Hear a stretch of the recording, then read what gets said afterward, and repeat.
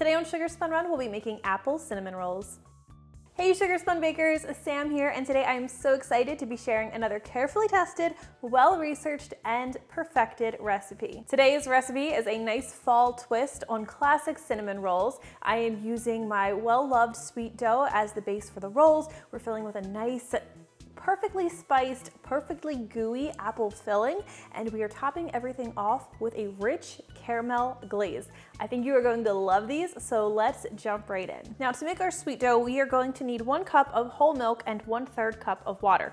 I'm just going to combine these together in a heat-proof measuring cup that's large enough to hold both of them. And I'm going to need to heat this in the microwave until we get between 110 and 120 degrees Fahrenheit. This is the key temperature that we need in order to activate our yeast. And anytime you heat your liquid in the microwave, you always want to make sure that you give it a quick stir, make sure everything's well combined, because the microwave is prone to having hot pockets and you want to make sure you're getting an accurate temperature reading. So this looks perfect, so I'm just going to add this to a large mixing bowl, and then I'm going to add 2 1/4 teaspoons of active dry yeast. Now right here I have 1/3 cup of granulated sugar measured out. I'm just going to take a pinch of this, I'd say probably about a teaspoon, and sprinkle that over the yeast. This is just going to help the yeast grow a little bit faster. Now just gently stir everything together. I like to get the yeast nicely moistened. And we're going to let this sit for 5 to 10 minutes. Now during this time, your yeast should activate and you should get a nice foamy cap on top of the milk. If that doesn't happen, if your mixture doesn't look like mine does right here after 5 to 10 minutes, most likely your yeast was dead or your liquid wasn't at the proper temperature, and unfortunately you're going to have to toss it out and start over. Fortunately, ours is looking pretty good, so we can proceed. Now, take the rest of your granulated sugar. Remember, we started with 1/3 cup, and we'll add that. I have 5 tablespoons of melted butter. We'll add this in as well. And for today's recipe, we are going to be using 1 large egg, and got a little bit of shell in there, so that's why we always crack the egg in a separate bowl first. And we're also going to add 1 additional egg yolk, and this is just the yolk. We're going to discard the white. By adding this extra yolk here, we are going to help make the dough a little bit more tender, a little bit more soft, whereas adding that extra white could actually make the dough kind of dry, which we do not want, or would make the end result, the end sweet dough, a little bit too dry. We'll also add 2 teaspoons of table salt, and I like to add a 1/4 teaspoon of ground nutmeg. This is optional, but it adds a really nice subtle flavor to the dough. Now here I have measured out 5 cups of all-purpose flour. You could use bread flour instead. I am just going to eyeball it and add about half of my flour in with my dough, and then we'll stir everything together until it's really well combined. You want to make sure those egg yolks get nicely broken up. Now today's recipe could be done in the stand mixer, but I prefer to just do it by hand. I feel like you can get a better idea of how the dough should be looking when I make it in this bowl just by hand. Plus it's really pretty easy to make anyway, so let your stand mixer rest for another day. All right, so we're going to continue to add flour to our dough. Now, anytime you're making a yeast recipe, the amount of flour you actually need can vary quite a bit. Typically, I usually need right about 5 cups of flour, but depending on your climate and where you are and just so many other variables, you may need a little bit more flour or you may need a little bit less. So we're just going to gradually add a little bit more flour at a time and continue to stir. And we want to do this until we have a dough that is sticky to the touch. I should actually say it's tacky to the touch, but it's clinging to itself. It's not too sticky that you can't manage it. I'm just gonna add the rest of my flour because I know I'm gonna need it. Okay, so my dough, I can keep mixing this in this bowl because you can still see there's a little bit of flour on the surface, but I'm ready to move this to a clean, lightly floured surface and start kneading it. And once your dough is clinging to itself and it's no longer too sticky to manage, you're gonna want to do the same thing. Now we're going to knead our dough by hand, and you'll need to do this for about 5 minutes or so. You just wanna keep kneading the dough until you have a nice, smooth, and elastic dough. If your dough is sticking to the counter, if it's too difficult to manage, don't hesitate to sprinkle a little bit more flour on the surface or on the surface of the dough and just work it in while you're kneading it.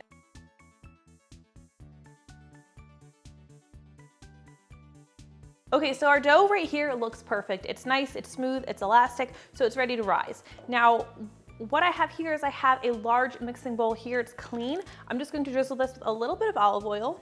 We'll just rub this around the rim because you really just need a light coating of olive oil, or if you want to use canola or vegetable oil, that would be totally fine too. Now we'll take our dough and we'll add it to the bowl, and I like to turn it so that the entire surface of the dough is coated with a light layer of oil. Now cover this tightly, and we're just going to place this in a warm place to rise until it's doubled in size. Typically, this takes about 1 to 2 hours. Once your dough has finished rising, there are a couple things you're going to want to prepare before you start messing with it. We're going to prepare our filling. Now for our filling, you're going to need a half cup of either light or dark brown sugar, firmly packed. We'll just add this to a bowl. I'm also going to add 2 teaspoons of ground cinnamon, and then an 1/8 teaspoon each of allspice and ground nutmeg. I just like the little bit of spice that these add. They are optional if you want to leave them out. We'll also add just an 1/8 teaspoon of table salt and just stir everything together until that's nicely combined. All right, now let's prepare our apples. You don't want to do this too far in advance because if they're sitting for a long time, they can begin to oxidize and turn a little bit brown. Really, that's not a big deal in the grand scheme of things, but I usually like to wait until my dough's just about ready before I chop my apples. Now, you'll want to peel them first. Let's see if I can get all the way around without breaking this peel. I always feel so accomplished when I do that. Okay, we peeled our apple and now we're going to chop it. Now, in total, you are going to need 2.5 cups of chopped apples. And I like to cut them nice and small because it's going to make it easier to cut through the log when we're cutting our cinnamon rolls. It's going to make it easier to roll the cinnamon roll. And I think it just adds to the texture. If your pieces are too big, they're not going to cook very well in the oven and they can be a little bit too crisp. So cut these nice and small. Now let's talk about the type of apple that I'm using really quickly. These right here are Fiji apples. Granny Smith are a popular apple to use in a lot of baked goods like apple pie. Personally, I felt they were a little too tart for today's recipe, and I recommend an apple that you enjoy eating. Gala apples, Fiji apples, Honeycrisp apples are all really good choices for today's recipe. Is it Gala or Gala? No. All right, so I have my apples prepped, and ultimately what we're going to be doing is combining the apples and this sugar mixture, but you don't want to do it yet because the apples are going to start making a liquidy mess out of everything. So for now, we're just going to set both of these upside and let's grab our dough. This is looking pretty beautiful. It's risen perfectly. So what you'll do now is we're just going to gently deflate this and we'll transfer our dough to a clean, lightly floured surface. To form our cinnamon rolls, we want to form this dough into a 10-inch by 20-inch rectangle. The easiest way to do this and keep your dough looking like a rectangle is just to use your hands at first. Just form it into a nice rectangle. And then grab your rolling pin and we'll just roll it until we get to that 10 inches by 20 inches. And I like to use a rolling pin at the end because it helps just make the dough nice and even.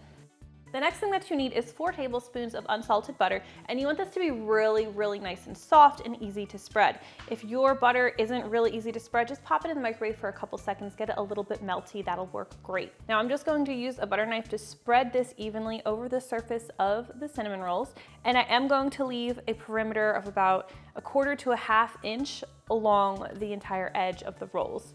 All right, now go ahead and grab your apples and your brown sugar mixture, and now we'll combine them and just stir everything together so the apples are evenly coated. Now immediately, and I do mean immediately because this mixture is going to start to liquefy, you're going to want to pour this or spread it evenly over your butter. Okay, you want to have a nice even layer, and then starting with one of your longer ends of the dough, we are going to firmly and tightly roll this up into a log.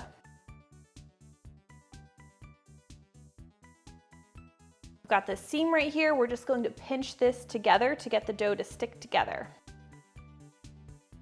Today's recipe, we're going to be baking in a 9 by 13-inch baking dish. I like to grease this with a little bit of butter, and I like to just make sure I get the bottom and the sides nicely greased. I'd say I usually use about a 1/2 tablespoon of softened unsalted butter, but salted would be fine here as well. Now you'll want to use a sharp knife to cut the dough into 12 even pieces. I always like to just mark where I'm cutting before I actually cut it. It makes it a little bit easier for me.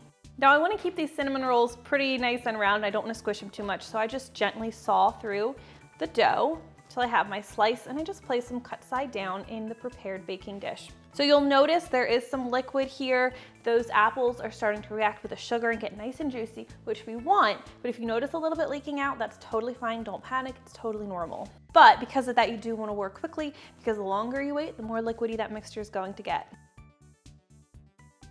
All right, once you have cut all of your rolls and assembled them in your baking dish, we are going to cover this dish with plastic wrap.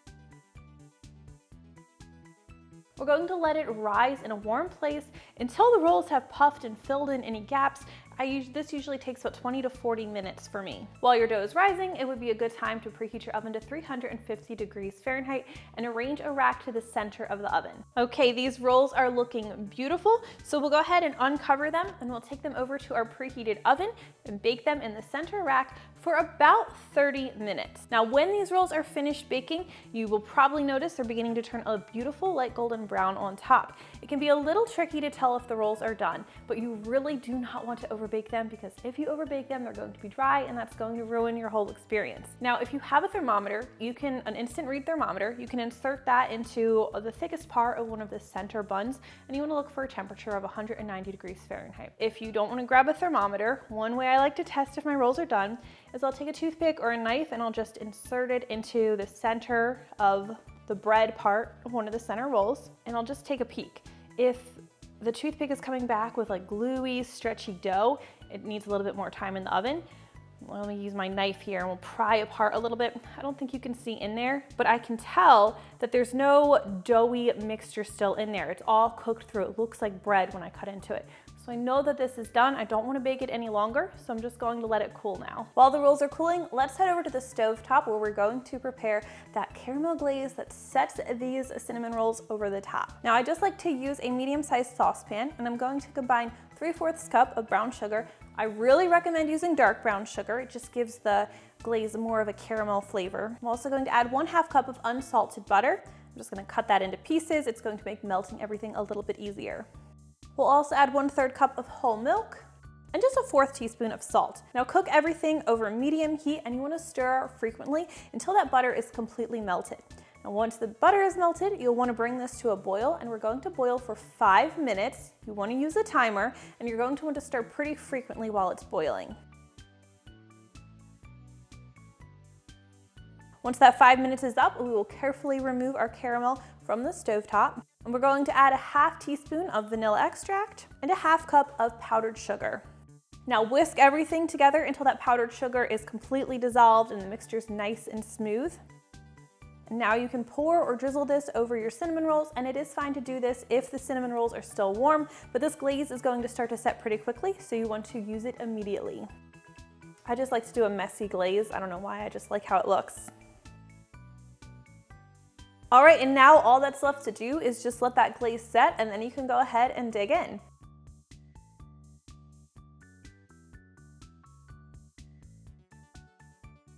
I don't know if you guys can tell how tender and soft and fluffy this dough is. Oh, I can't wait for you guys to try this one out. And when you do, please leave me a comment and let me know what you think. I always love hearing from you. Thank you guys so much for watching, and I'll see you next time. Normally I would just bite in, but I'm gonna try to be civilized.